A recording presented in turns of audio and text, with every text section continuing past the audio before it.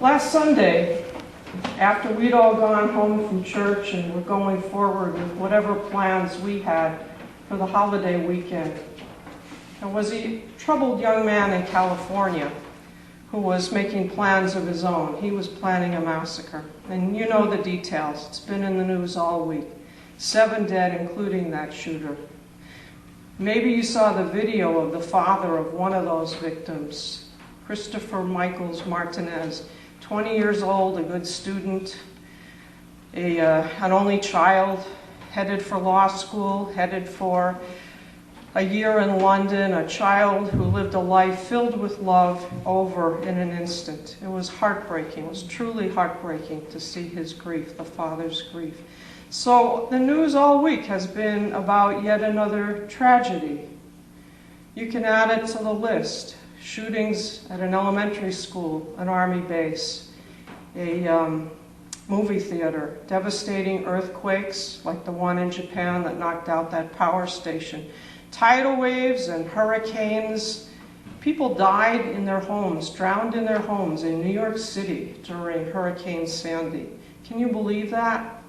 And I know there's plenty of tragedy and loss in our own lives, in each of our own lives. And at some point, you have to wonder, why? Why do these things happen?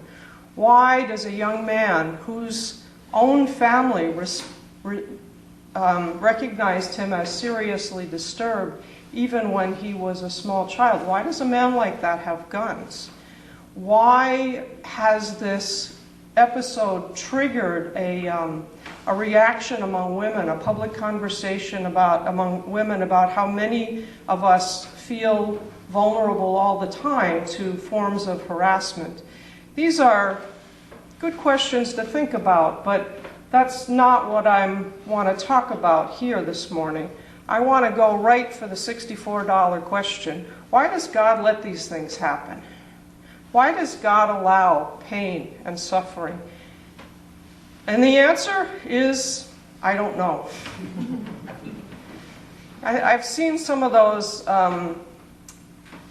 shows on TV, the ones that feature lawyers, and they always say, never ask a question in cross-examination that you don't know the answer to. So maybe it's kind of risky to stand up in front of all of you and ask a question that I don't know the answer to. I think there is no simple answer. Sometimes I wonder what kind of people we would be if we got everything we wanted all the time and life was perfect. But don't you just sort of wish that God would give it a try? So I think there is no simple answer. You can go on Google. You can Google that question, why does God allow suffering? And I'll tell you, you'll get a lot of answers that come up, and I don't agree with a lot of them. I don't believe that God causes suffering in order to make something good come out of it. I do believe that God gives us the grace to bring something good out of it, but that's a different thing. So, I mean, some of the parents of the Sandy Hook children have started foundations in their children's name. I was reading about one who's sponsoring educational programs against bullying and for compassion and anger management training. Our hardships and our suffering and our pain may make us more compassionate. I believe that it does. It may make us feel more connected to everybody, and that's a good thing. But still, couldn't we just try to be better without those lessons? But what I want to say is, maybe why isn't the right question. Maybe the right question is how. How does God respond to our pain?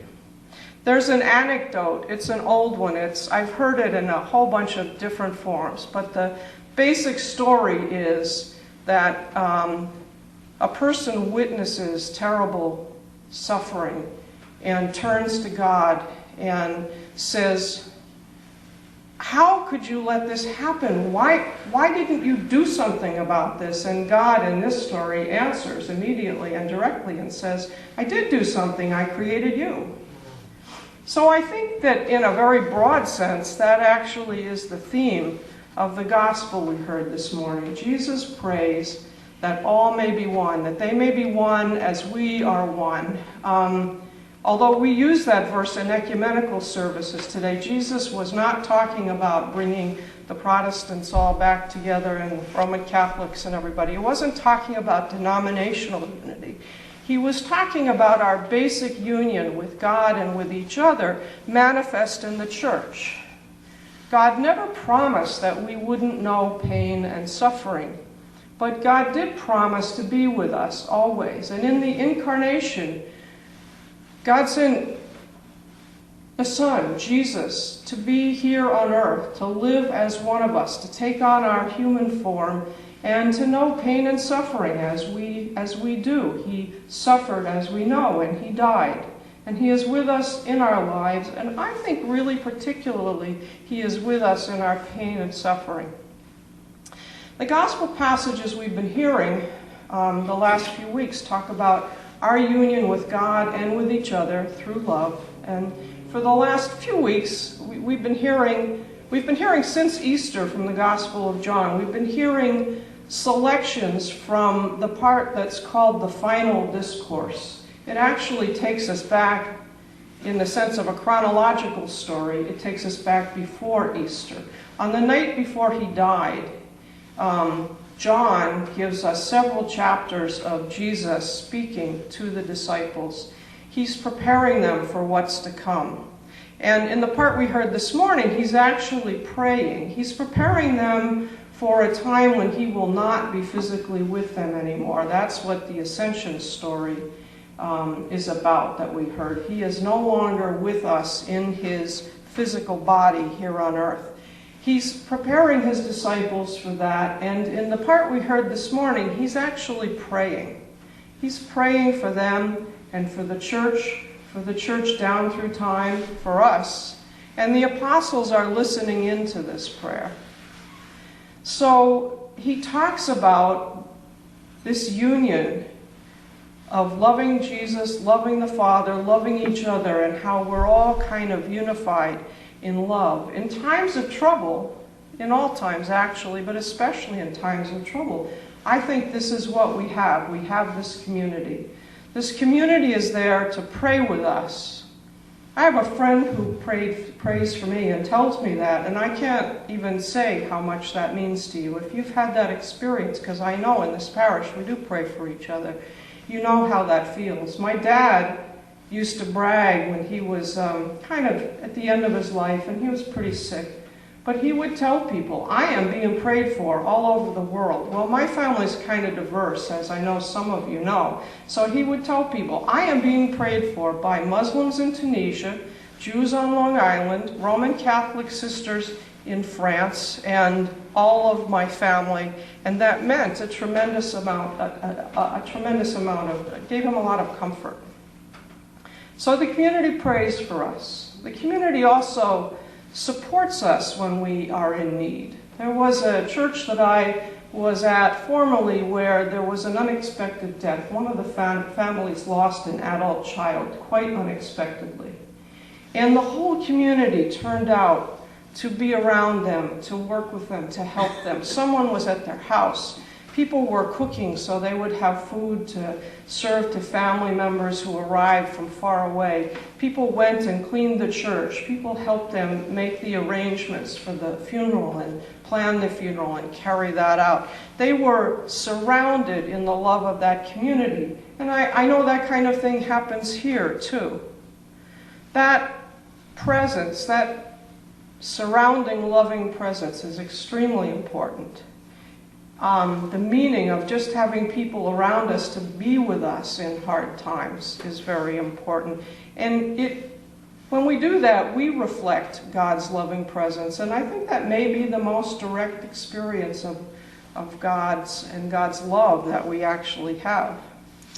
The community is also there to challenge us at times, to challenge us to be more compassionate, to challenge us to go out and take action, to resist a world that doesn't share our values, to go out and work against injustice and wrongdoing. That's why we need a church and we need each other, as Jesus knew, I think, when he was preparing the disciples for his departure. That's why having a good individual relationship with God really isn't enough. Well, you might say, well, that's nice, but is that really enough? And I would say, never underestimate the power of God, the power of prayer, the power of love. There is immeasurable power in a community that's bound together in the love of God and each other. This community is something that can lift us up and anchor us at the same time, even though that sounds paradoxical. It's a source of grace to grow bigger than we can be by ourselves. It's a source of grace to be our best selves. At least, that's how it should be. I know there are people who have not experienced the church in this way. I'm talking about broadly. And that's a tragedy. In fact, that's a sin. But it's the truth that sometimes the weight of our human brokenness is reflected in the brokenness of the church. We owe those people more than apology, I think. We owe them our rededication to becoming one in God's love, as Jesus talked about and prayed for. We owe the world our passionate commitment to making God's love known to all, making God's love known to everyone in the world. When people ask what God is doing, that should be our answer. That should be the foundation for everything we do in the world. God, make us one in your love. Amen.